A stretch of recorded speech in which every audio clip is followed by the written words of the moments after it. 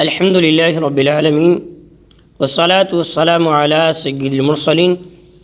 اما بعد فاعوذ باللہ من الشیطان الرجیم بسم اللہ الرحمن الرحیم۔ ناظرین و سامعین، آج انشاءاللہ عز و جل ہم سورہ بقرہ کی آیت نمبر 25 سے سننے کی سعادت حاصل کریں گے۔ نبی کریم رؤوف رحیم، تاجدار عرب و عجم، طیبہ کے شمس الدحا، کعبہ کے بدر الدجا، سرور ہرد و سرا، احمد مجتبیٰ صلی اللہ علیہ وسلم نے ارشاد فرمایا کہ جو کوئی جمعہ کے دن مجھ پر 80 مرتبہ درود پاک پڑھتا ہے، اللہ تعالیٰ اس کے 80 سال کے گناہوں کو معاف فرما دیتا ہے۔ صلو علی الحبیب، الصلاۃ والسلام علیک یا رسول اللہ وعلی آلک واصحابک یا حبیب اللہ۔ اللہ رب العالمین قرآن مجید فرقان حمید کے پارہ 1 سورہ بقرہ آیت نمبر 25 میں ارشاد فرماتا ہے، وَبَشِّرِ الَّذِينَ آمَنُوا وَعَمِلُوا الصَّالِحَاتِ أَنَّ لَهُمْ جَنَّاتٍ تَجْرِي مِن تَحْتِهَا الْأَنْهَارُ كُلَّمَا رُزِقُوا مِنْهَا مِن ثَمَرَةٍ رِزْقًا قَالُوا هَذَا الَّذِي رُزِقْنَا مِن قَبْلُ وَأُوتُوا بِهِ مُتَشَابِهًا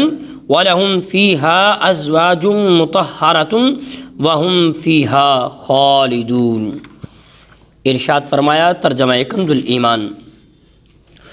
اور ان لوگوں کو خوشخبری دو جو ایمان والے ہیں اور انہوں نے اچھے عمل کیے،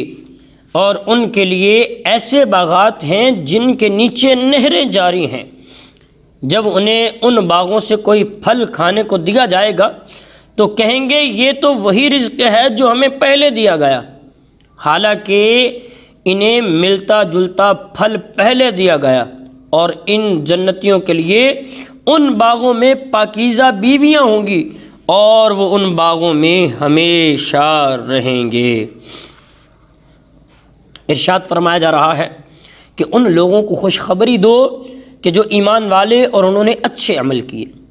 اللہ تعالیٰ کی یہ سنت مبارکہ ہے کہ قرآن مجید میں ترہیب یعنی ڈرانے کے بعد ترغیب بھی ذکر فرماتا ہے۔ اسی لیے کفار اور ان کے اعمال اور عذاب کے ذکر کے بعد ایمان والوں اور ان کے اعمال و ثواب کا ذکر کیا جا رہا ہے،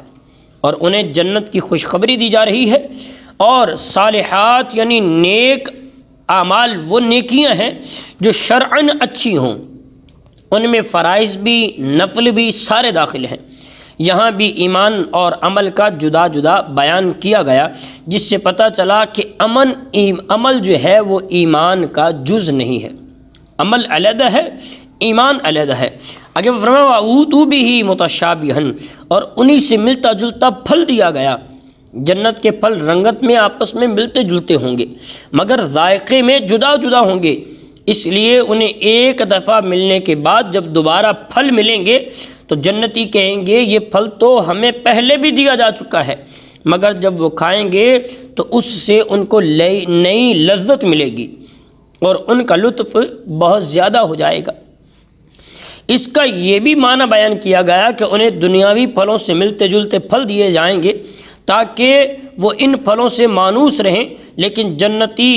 پھل ذائقے میں دنیاوی پھلوں سے بہت اعلیٰ ہوں گے۔ آگے فرمایا ازواج مطہرہ، ان کے لیے پاکیزہ بیویاں ہیں جنتیوں کے لیے۔ جنتی بیویاں خواہ حوریں ہوں یا ان سب کی سب تمام ناپاکیوں اور گندگیوں اور مبرہ ہوں گی، نہ جسم پر میل ہوگا نہ گندگی ہوگی، اس کے ساتھ ہی وہ بد مزاجی اور بد خلقی سے بھی پاک ہوں گی۔ آگے فرمایا وَهُمْ فِيهَا خَالِدُونَ، اور وہ اس میں ہمیشہ باغوں میں رہیں گے، یعنی جنتی نہ کبھی فنا ہوں گے نہ جنت سے نکالے جائیں گے، لہذا جنت اور اہل جنت کے لیے فنا نہیں ہے۔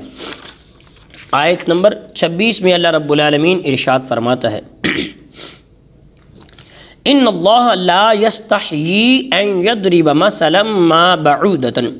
فما فوقها فاما الذین آمنوا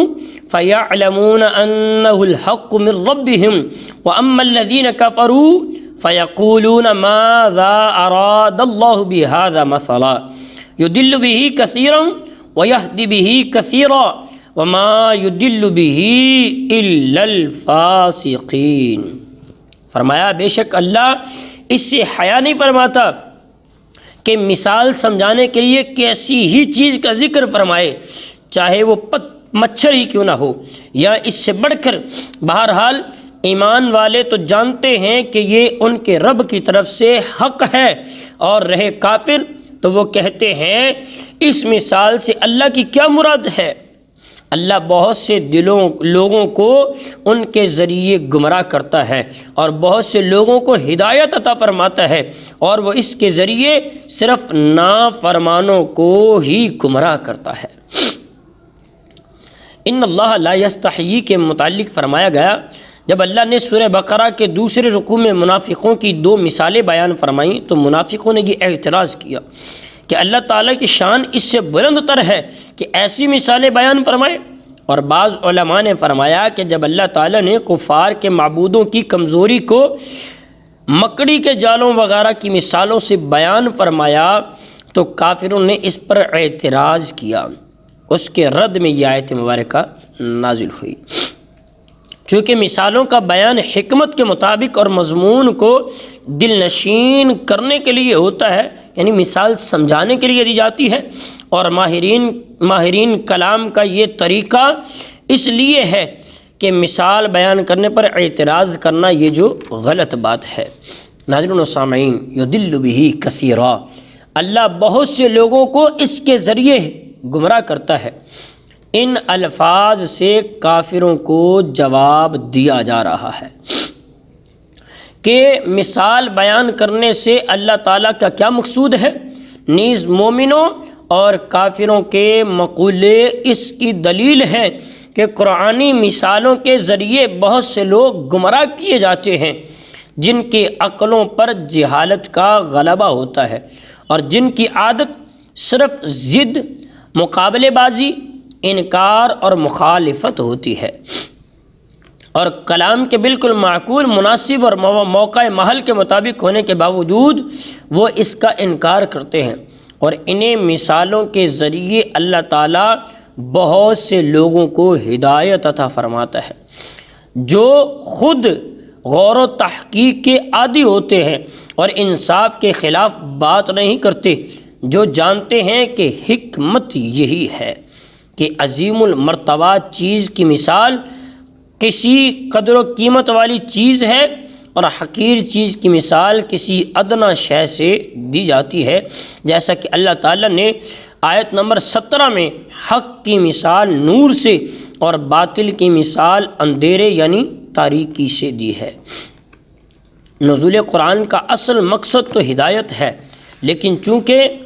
بہت سے لوگ اپنی کم فہمی کی وجہ سے قرآن کو سن کر بھی گمراہ ہوتے ہیں، لہٰذا اس اعتبار سے فرمایا گیا کہ قرآن کے ذریعے بہت سے لوگ گمراہ ہوتے ہیں۔ وما یضل بہ الا الفاسقین، اللہ فرماتا ہے اور وہ اس کے ذریعے صرف نافرمانوں کو گمراہ کرتا ہے۔ ناظرین و سامعین، فاسق کسے کہا جاتا ہے؟ یہاں فاسقین کا بیان کیا گیا، تو فاسق کسے کہا جاتا ہے؟ چنانچہ شریعت میں فاسق اس نافرمان کو کہتے ہیں جو کبیرہ گناہوں کا مرتکب ہو، اور فسق کے فاسقین کے 3 درجے ہیں۔ نمبر 1 تغابی، یاد رکھنے کے قابل ہے، وہ یہ کہ آدمی اتفاقیہ کسی کبیرہ گناہ کا مرتکب ہو جائے اور اس گناہ کو برا ہی جانتا ہو، اسے کہتے ہیں تغابی۔ دوسرا فسق کی قسم ہے انہماک، کہ کبیرہ گناہوں کا عادی ہو گیا اور اس سے بچنے کی پرواہ نہیں کرتا۔ نمبر 3 ہے جحود، کہ حرام کو اچھا سمجھ کر ارتکاب کر بیٹھے، اس درجے والا ایمان سے محروم ہو جاتا ہے۔ یعنی آخری قسم جو فسق کی بیان کی گئی کہ حرام کو اچھا سمجھ کر اس گناہ کو پھر بھی کرے تو یہ والا ایمان سے فارغ ہو جاتا ہے۔ پہلے 2 درجوں میں جب تک سب سے بڑا کبیرہ گناہ یعنی کفر و شرک کا ارتکاب نہ کرے وہ ایمان والا مسلمان کہلاتا ہے۔ اس آیات میں فاسقین سے مراد وہی نافرمان لوگ ہیں جو ایمان سے خارج ہو گئے۔